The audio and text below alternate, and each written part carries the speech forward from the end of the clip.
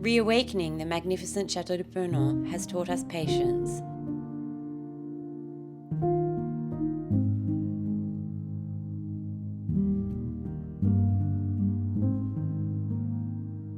The patience that ensures that no detail is missed.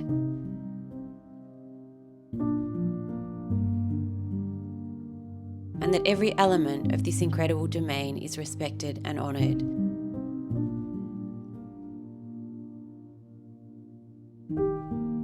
But as our wedding date approaches, we find ourselves in a whirlwind of activity, surrounded by the excitement of seeing whether it's possible to get everything ready for our special celebration. This week, more of the chateau's original 18th century shutters return home after years of restoration, and the pressure is mounting to get rooms ready on the first floor before our family starts to arrive.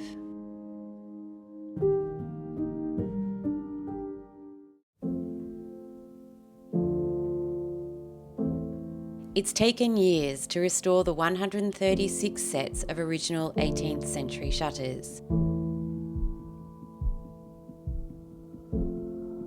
This week, some of the final pairs were meticulously fitted and put back into place.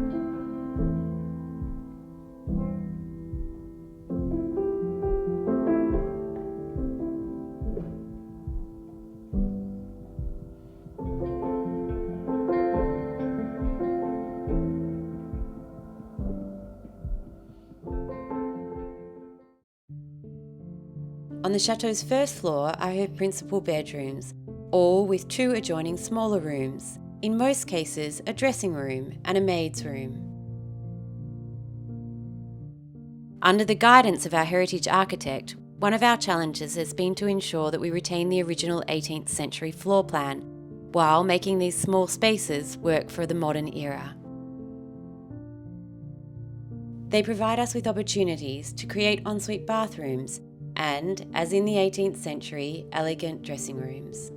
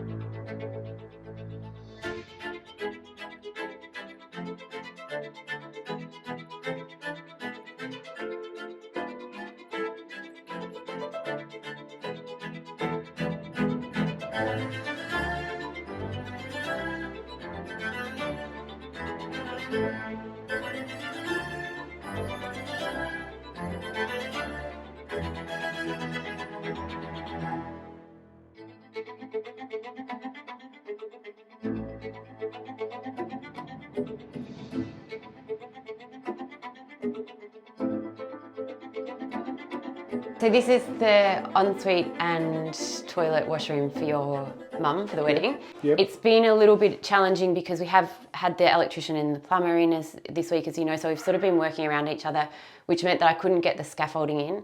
I haven't done the window area. Yep. And so I still need to do that, and I need to get the scaffolding in to do that. And the same with the wallpaper backing paper.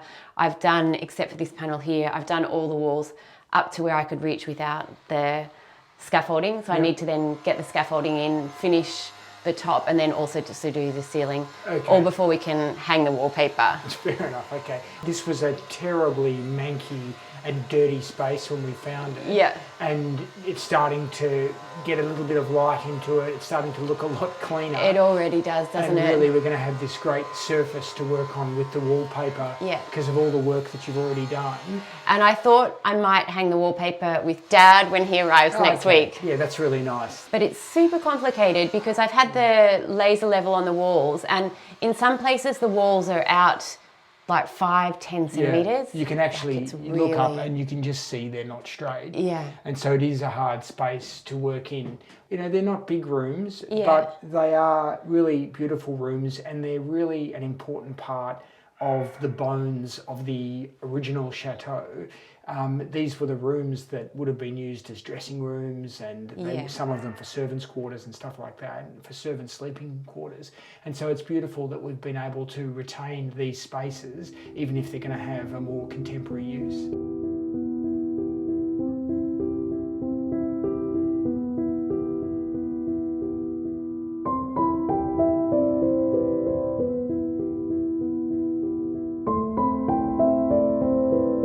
Okay, so in your mum's ensuite, we need to choose the lights for the dressing room and the ensuite. And the question is, do we use the same lights in both? Right. Or do we use this beautiful chandelier that we found at the antique fair recently? And so, I'm not sure if you've seen these, but these are really beautiful. This is one of Corston's pendant lights, if I can get it out. Oh, right, yeah, they're beautiful. It's a hand-blown fluted glass, and it has, can you hold it for 2 secs? Oh, yeah, okay. So these hang quite low, don't they? Yeah, but you know, you can change the length of how low they hang. Yeah. So I thought if we just sort of connected it, we could take them in there and just have a look. And don't you feel like normally as soon as you look at it, it's obvious which way to go? Okay. And the other thing is this pendant light comes in 2 sizes. So it might be that this size is too big. There is a smaller size. And I was thinking of using this size in the bathroom that we're tiling at the moment. So should we go have a look? Yep, let's go and compare the two. Let's see what we think.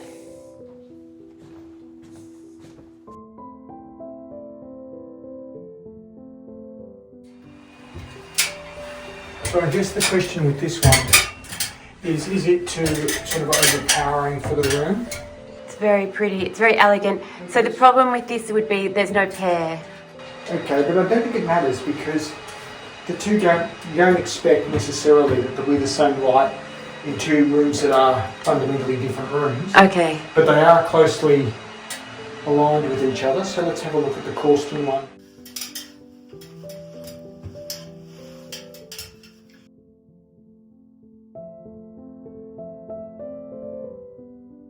I think they're both beautiful lights. That's my starting point. Very beautiful fittings. This one, elegant, understated, stylish. The other one, a bit more evoking the era.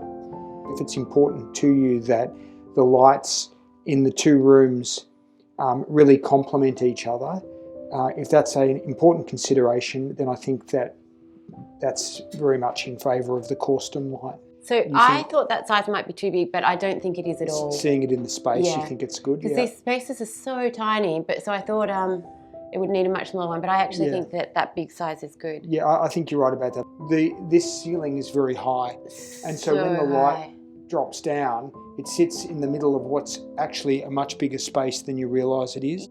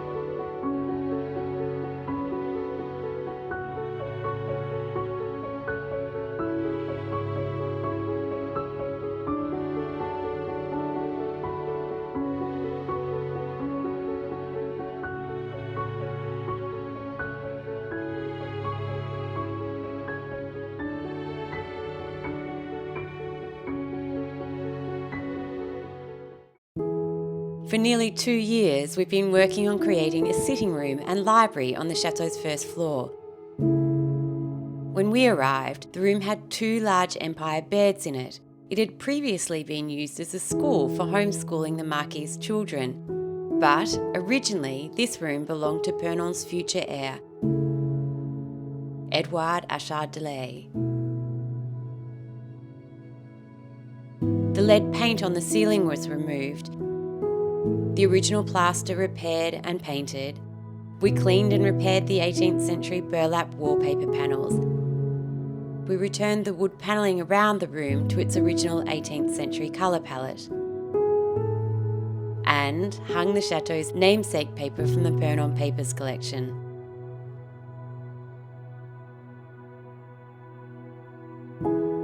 A large Louis XVI inspired library will shortly be installed on the eastern wall, but before this can happen, we need to address the ceiling. So, a new plaster ceiling was installed. And this week we got to work preparing it ready for the installation of the library.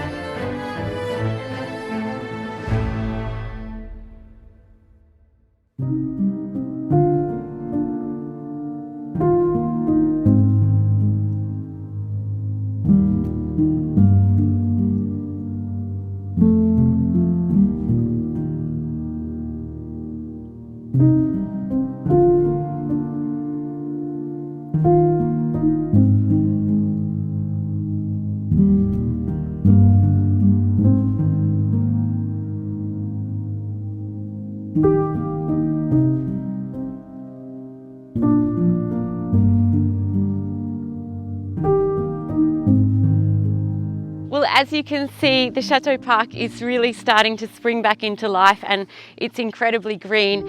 And amongst the chaos of trying to get to the completion of the restoration of the Chateau roof and facades and get the interior of the Chateau ready for the wedding, what we can really do without is unexpected surprises. And yesterday the grounds were buffered with really high winds, and unfortunately we lost this huge tree. Now, the scary thing about this tree is actually in the exact spot where the reception for the wedding is planned to be. So there's part of me that's relieved that it's fallen now, but it is really a huge tree, and Tim has an enormous job ahead of him. We do learn to roll with the punches here. That's something that we definitely have learned. We are always expecting the unexpected, but right now with so much work on, honestly, it's something that we could really do without.